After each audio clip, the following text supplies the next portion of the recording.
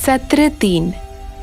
मानव जाति को बचाने के लिए परमेश्वर की 6000 वर्षीय प्रबंधन योजना।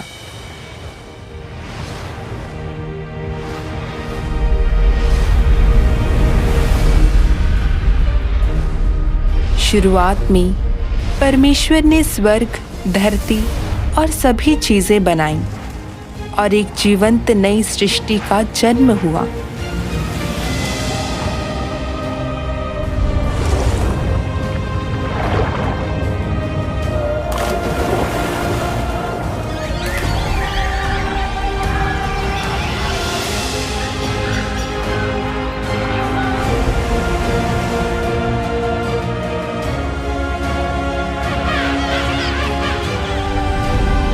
परमेश्वर ने जो कुछ भी बनाया वह पूर्ण और सुंदर था।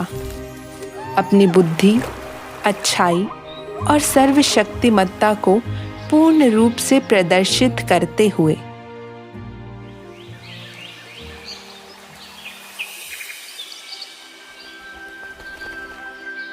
परमेश्वर ने आदम और हव्वा को अपने हाथों से अपने ही स्वरूप में बनाया और उनमें अपने जीवन की सांस फूंक दी। उस क्षण से परमेश्वर के पास एक योजना थी, मानव जाति के बीच ऐसे लोगों के समूह को प्राप्त करना जो उसके वचनों को समझ सकें, उसकी इच्छा को समझ सकें और उसकी आवश्यकताओं के अनुसार सभी चीज़ों का प्रबंधन कर सकें। परमेश्वर ने अपनी सारी इच्छाएं मनुष्य को प्रदान की।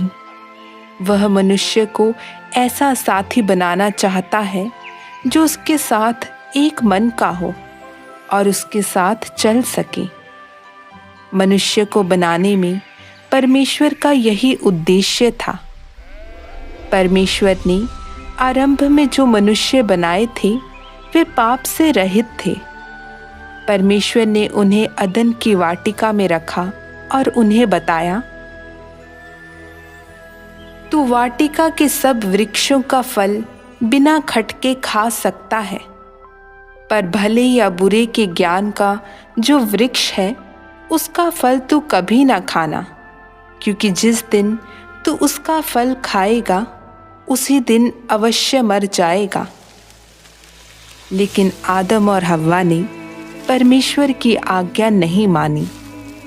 वे शैतान के प्रलोभन में आ गए और अच्छे और बुरे के ज्ञान के वृक्ष का फल खा लिया।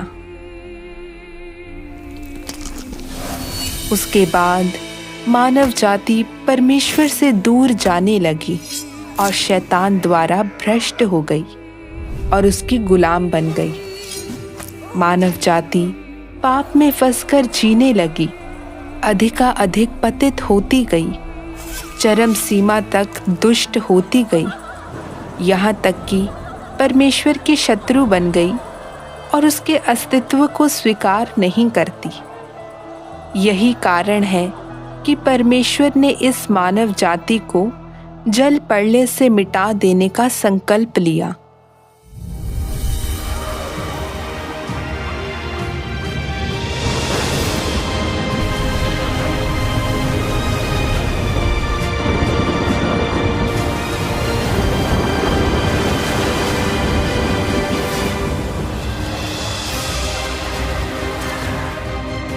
जल प्रलय के बाद पृथ्वी पर सांस लेने वाले सभी जीवित प्राणी मर गए।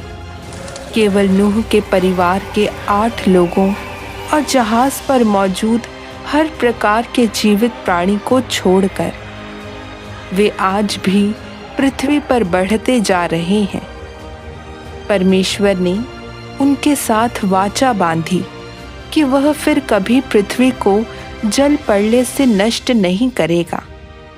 जैसे जैसे परमेश्वर का कार्य निरंतर आगे बढ़ता गया और जब परमेश्वर ने मनुष्य के साथ इंद्रधनुष की वाचा स्थापित की, परमेश्वर की तीव्र इच्छा थी कि वह उन लोगों को प्राप्त करे जो उसके साथ एक मन के हो सकें और जो लोग पृथ्वी पर